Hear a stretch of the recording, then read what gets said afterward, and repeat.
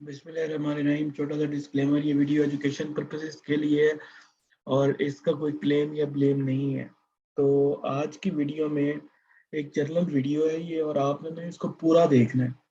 तो इसमें कुछ थियोरेटिकल एनालिसिस भी हैं और कुछ लोगों की रिसर्च भी है जो लोगों की आपके साथ शेयर की जा रही है, और देखा जा रहा है कि इंटरेस्ट रेट का बेसिकली इफेक्ट क्या एक्सपेक्टेड है ना, और किन स्क्रिप्ट पे ज्यादा इफेक्टेड है और किन सेक्टर्स पे ज्यादा इफेक्टेड है। तो आपने ये वीडियो जो है वो पूरी देखनी है ताकि आपको आपकी प्लानिंग में मदद मिल सके ना, और आप अच्छे तरीके से प्लान कर सके। तो देखिए, पहले एक रिसर्च आर्टिकल है ये, ठीक है जी। इस रिसर्च आर्टिकल के जो थीम है वो factor influencing KSE 100 index and share price, ठीक है जी। शेयर प्राइस पे और 100 इंडेक्स पे क्या असर पड़ता है, ठीक है जी। इसमें उन्होंने भाई ने 1995 से लेकर 2008 तक का डेटा जो है ना वो शेयर किया। तो इसमें KSE 100 इंडेक्स और इंटरेस्ट रेट का उन्होंने कंपैरिजन किया। तो देखिए, मैंने जो है ना आपकी आसानी के लिए फॉलो करने के लिए कि जिस इंटरेस्ट रेट के बाद बढ़ा है ना इंटरेस्ट रेट, मैंने उसका और इंडेक्स का वो लगा दिया। तो यहाँ 13 था, 13.3% था, तो 15.1 तक गया। तो मार्केट हमारी 1800 तक आ गई है, ऑलमोस्ट 1800 तक आ गई, ठीक है जी। वो कम हुआ, इंटरेस्ट रेट कम हुआ तो मार्केट गिर गई, 1100 तक आ गई। इंटरेस्ट रेट फिर अगली दफा 1999 में 11% हुआ। पॉलिटिकल इंस्टेबिलिटी भी तो हमारे फैक्टर है ना यहाँ पे। तो ये जो है ना 1200 तक आ गई ना मार्केट। फिर दोबारा इंटरेस्ट रेट बढ़ा, 14% तक हुआ, तो मार्केट हमारी ऑलमोस्ट 1600 तक आ गई, ठीक है जी। ऑलमोस्ट कितने पॉइंट बढ़ गई, 300-400 पॉइंट बढ़ गई, ठीक है जी। अच्छा, उसके बाद चलती गई, इंटरेस्ट रेट कम हुआ, इंडेक्स तेजी से ऊपर आया, और फिर ये 7.5 के बाद 2004 में 9% पे आ गया। तो हमारी मार्केट 5000 इंडेक्स पे चली गई, हमारा इंडेक्स 5000 पे चला गया। फिर चलता गया 2007 को 12% पर इंटरेस्ट रेट कर दिया जी। मार्केट हमारी स्टिल पॉजिटिव इम्पैक्ट लिया और 3000 पॉइंट गेन किया मार्केट ने ना। फिर हमारी अगले साल 13 को 2008 में पॉलिटिकल इंस्टेबिलिटी आ गई, हमारी गवर्नमेंट चेंज होनी शुरू हुई, तो मुशर्रफ को उतारा गया, तो उसकी वजह से ये नीचे आ गया, ठीक है जी।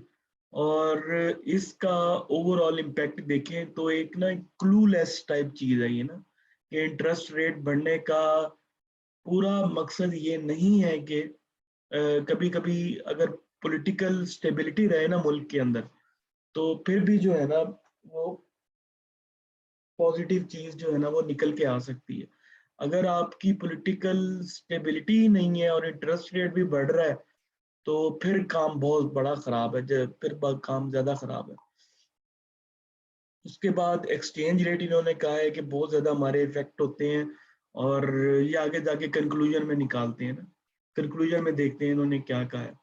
तो इस बंदे ने, इन भाई ने कंक्लूजन में हमें ये निकाल दिया कि लिटरेचर सर्वे के मुताबिक अगर देखें तो 15 ईयर्स में, लास्ट 15 ईयर में interest rate, exchange rate, foreign direct investment and inflation rate जो है ना वो KSE के ऊपर बहुत ज्यादा इफेक्ट करते हैं।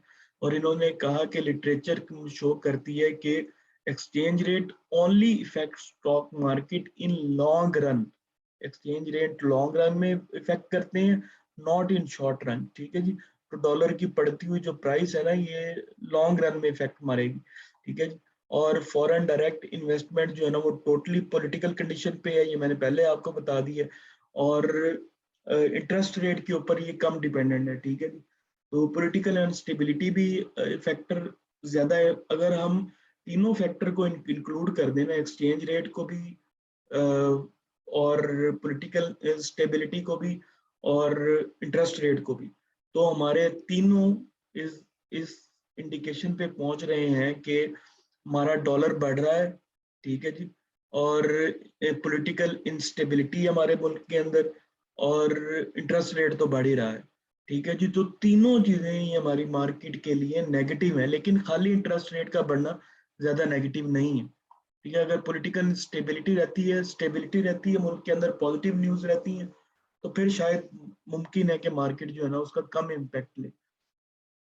उसके बाद अगर मैं एक और ग्राफ आपके साथ शेयर करूं, देखिए 1995 में 1995 में ये पाकिस्तान स्टॉक मार्केट है और इंटरेस्ट रेट का ग्राफ है जी। इंटरेस्ट रेट बढ़ा, मार्केट थोड़ी कम हुई, क्योंकि यहाँ से जरा वादे फर्क आना शुरू होता है 2002 के बाद। इंटरेस्ट रेट कम हो रहा है, मार्केट बढ़ी, लेकिन इंटरेस्ट रेट अब क्या कर रहा है, बढ़ रहा है, मार्केट हमारी बढ़ रही है। ठीक है जी, इंटरेस्ट रेट स्टिल बढ़ी जा रहा है और मार्केट हमारी जो है ना कम हुई थोड़ी सी, लेकिन ये शायद पॉलिटिकल इंस्टेबिलिटी आई। ठीक है, तो बड़ा कम हो रहा है यहाँ से इंटरेस्ट रेट हमारा, और मार्केट यहाँ से बढ़ रही है। और जैसे जैसे 2016 तक मार्केट ने इंटरेस्ट रेट कम होता रहा और ये मार्केट बढ़ती रही। 2016 के बाद इंटरेस्ट रेट बढ़ना शुरू किया, मार्केट ने डाउन होना शुरू कर दिया। और अब फिर मार्केट जैसे इंटरेस्ट रेट गया, मार्केट ऊपर गई, अब फिर इंटरेस्ट रेट ऊपर आ रहा है और मार्केट, ऑब्वियस सी बात है कि मैंने आपको खाली यही नहीं, दो फैक्टर और बता दिए हैं कि डॉलर की प्राइस और पॉलिटिकल कंडीशन हमारे मुल्क की, ये दोनों मिलके जो है ना, वो तीनों फैक्टर मिलके जो है ना वो कंक्लूजन निकालते हैं कि इंडेक्स ने जाना किस तरफ है। तो अब आप खुद डिसाइड कर लें। ये खाली इंटरेस्ट रेट बढ़ने पे हाँ प्रेशर लेगी मार्केट, लेकिन फिर सेट हो सकती है अगर पॉलिटिकल स्टेबिलिटी है मुल्क के अंदर। ठीक है जी। अच्छा, अब आ जाते हैं हम सेक्टर्स के ऊपर ना, कि सेक्टर्स कौन से जो है ना अच्छे रहेंगे। ये एक लिस्ट है, ठीक है, जो कि स्पेक्ट्रम सिक्योरिटीज वालों ने कोई शेयर की हुई है कि 150 BPS hike impact on companies profitability. ठीक है जी। तो इसमें अगर देखें तो फर्टिलाइजर के लिए नेगेटिव है। ठीक है जी, फर्टिलाइजर अच्छा खासा डेप्थ में है। ठीक है जी। और स्टील के लिए भी नेगेटिव है और अच्छी खासी डेप्थ में है वो। ठीक है जी, कर्जे में डूबे हुए हैं। और सीमेंट के लिए नेगेटिव है, सबके लिए। लेकिन सीमेंट में भी ना देखिए, एफसीसीएल और डीसीएल, ये आप लोग ना कंसिडर कर सकते हैं, इनकी थोड़ी कम है ये कर्जे के अंदर ना। ठीक है जी। और उसके बाद रिफाइनरी बहुत ज्यादा है, एटीआरएल इनमें से कम है। ठीक है जी, अभी तक तो मुझे डीसीएल लगा है, एफसीसीएल लगा है, और बाकी कुछ भी नहीं है। ये फर्टिलाइजर, स्टील, सीमेंट, रिफाइनरियाँ। ठीक है जी, ऑटो के लिए पॉजिटिव है, और ऑटो में एमटीएल सबसे ज्यादा पॉजिटिव है जी। ठीक है जी। और आई डोंट नो कैसे इम्पैक्ट इसका पॉजिटिव है, लेकिन स्टिल चलो, ये डेटा कह रहा है कि एमटीएल इसके ऊपर पॉजिटिव है। मिलेट डायरेक्टर आई थिंक ये। और ओएमसीज में एपीएल पॉजिटिव है जी। वह न्यूट्रल है ओएमसीज के ऊपर इम्पैक्ट। केमिकल सेक्टर के ऊपर ये ध्यान रखें, जीजीएल केमिकल में आता है, डबल जीएल भी, ट्रिपल जीएल भी, सर्फ भी, ये सारे केमिकल के हैं। पीसीएल, लॉट कैम, एफसीपीएल, एमएफएल। ठीक है जी, ये सारे जो है ना ये उसके ऊपर हैं। और इनमें अभी तक कोई मुझे समझ नहीं आई कि ये ईपीसीएल और लॉट कैम का कोई पता नहीं है। नेगेटिव है जी, एफएमसीजी नेगेटिव। और ये भी सारे हाईली कर्जे में है ये भी। ठीक है जी। और उसके अलावा टेक्सटाइल में चले जाएं तो टेक्सटाइल में एनएमएल काफी ज्यादा कर्जे के अंदर है, नेगेटिव है टेक्सटाइल के लिए। और केबल एंड इलेक्ट्रिक गुड्स ये भी नेगेटिव है, पेल वेव के लिए नेगेटिव है, टेक्नोलॉजी में सिस्टम के लिए नेगेटिव है। आई डोंट नो बाकियों के लिए क्या है। तो ये कुछ डेटा है, और इसके लिहाज से तो एमटीएल, एपीएल, डीसीएल, एफसीसीएल, ये जो है ना ये थोड़े कम लोन्स के अंदर है। तो आप इन स्क्रिप्ट को देख सकते हैं। बैंकिंग सेक्टर ऑब्वियसली सबको पता है कि उसमें प्रॉफिट होगा। ठीक है जी, उसके लिए तो बहुत अच्छा है, उन्होंने लोन्स देने होते हैं, तो वही बात है, तो उनको तो अच्छी बात है कि रिटर्न उनका ज़्यादा बढ़ जाएगा। और उसके अलावा इन्वेस्टमेंट कंपनीज जो हैं, ठीक है, बैंक के अलावा जो इन्वेस्टमेंट कंपनीज होती हैं उनको भी ज़्यादा अच्छा प्रॉफिट हो सकता है। तो ये थे जी कुछ शेयर और टेक्निकल चीज़ें। तो आप जो है ना, और KSE 100 का भी एनालिसिस हो गया इसके अंदर। तो आप अपनी स्ट्रेटेजी प्लान करें, इस डेटा के ऊपर ना रहें। अगर आपके पास कोई और डेटा ऑथेंटिक है तो आप उसको भी देख सकते हैं। ठीक है जी, उसको भी फॉलो कर सकते हैं, लेकिन आपने इस तरह करके ना अपने शेयर्स पिक करने हैं जो कि कंपनी जरा कम लोन्स के अंदर है।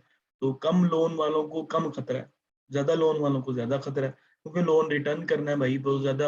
अब कर्जा बढ़ता जाएगा, जाहिर बात है, इंटरेस्ट रेट बढ़ रहा है तो इंटरेस्ट रेट बढ़ के उनको वापस करना है। Thank you very much. मेरी तरफ से इतने, चैनल को लाइक करें, वीडियो को सब्सक्राइब करें और इसको शेयर करें ताकि दूसरों के साथ भी ये इन्फॉर्मेशन पहुंचे। और अगर कोई प्रॉफिटेबिलिटी हो उनको तो पता चले, कोई अच्छी न्यूज़ है तो उनको पता चले ना। तो ये भी एक किस्म का सदका जारी है। Thank you very much.